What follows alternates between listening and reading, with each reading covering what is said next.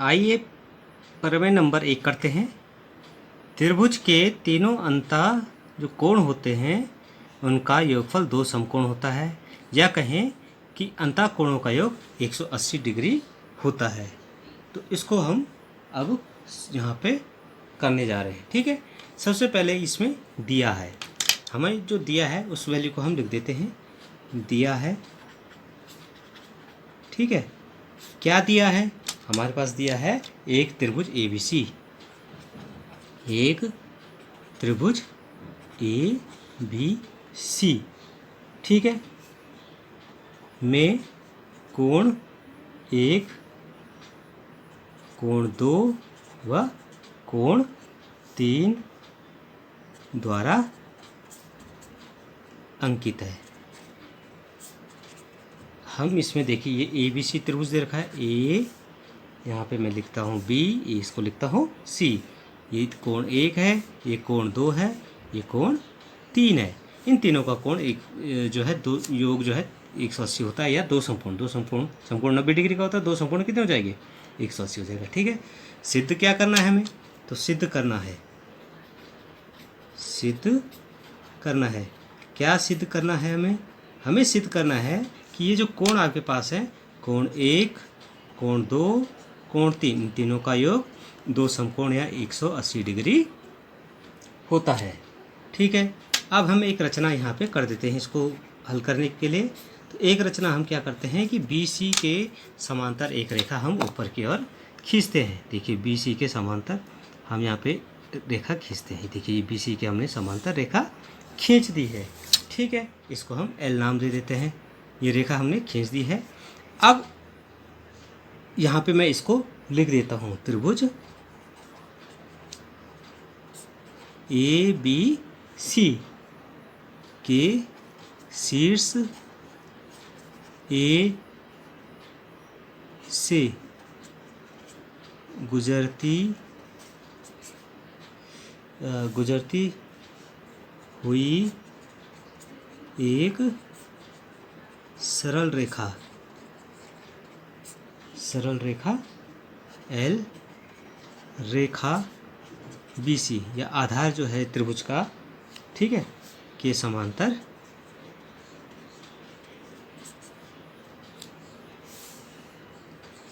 खींची। ठीक है, अब उपपत्ति, इसका उपपत्ति लिखना पड़ता है कि कैसे इसकी हम उपपत्ति करते हैं।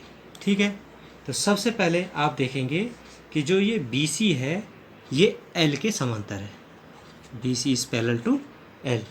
जब ये BC L के समांतर है तो अतः अब इन कोणों का नाम मैं दे देता हूँ जो एक्स्ट्रा कोण बन रहे हैं, 5, 6।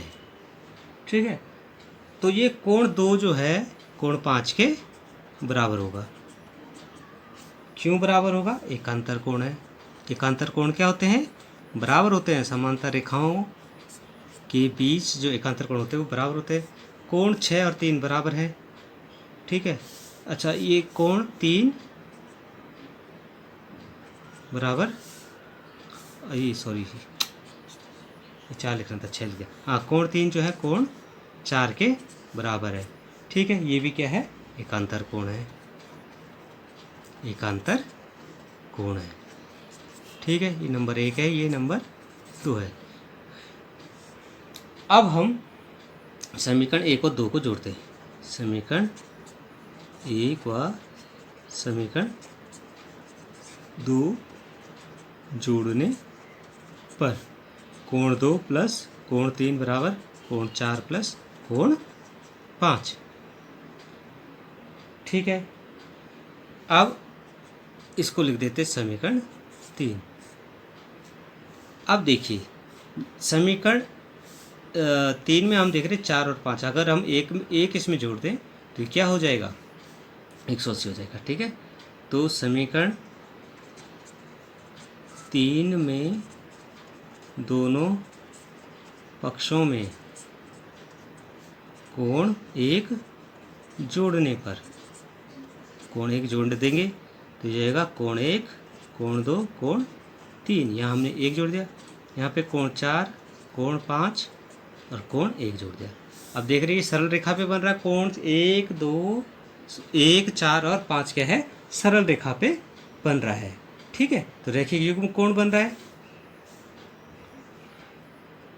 क्योंकि कोण 1 कोण 4 कोण 5 बराबर 180 डिग्री।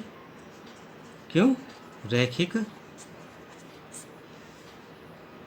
कोण युग्म है।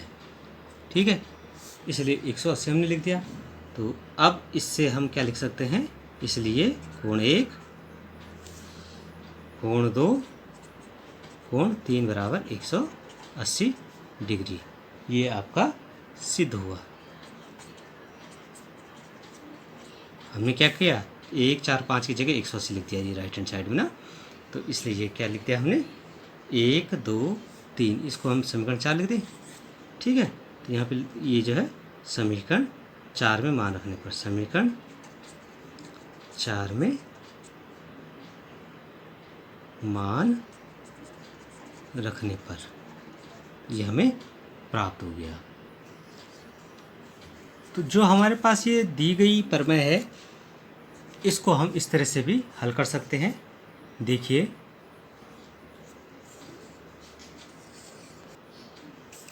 इस प्रमेय में हमें ये बताना है कि त्रिभुज के अंतःकोणों का योगफल 180 होता है। देखिए हमारे पास ये क्या है, त्रिभुज दे रखा है, त्रिभुज दे रखा है। इस त्रिभुज में हमें ये 3 कोण दे रखे, ये देखिए 1 2 और 3, तीनों कोण हमारे पास दे रखे।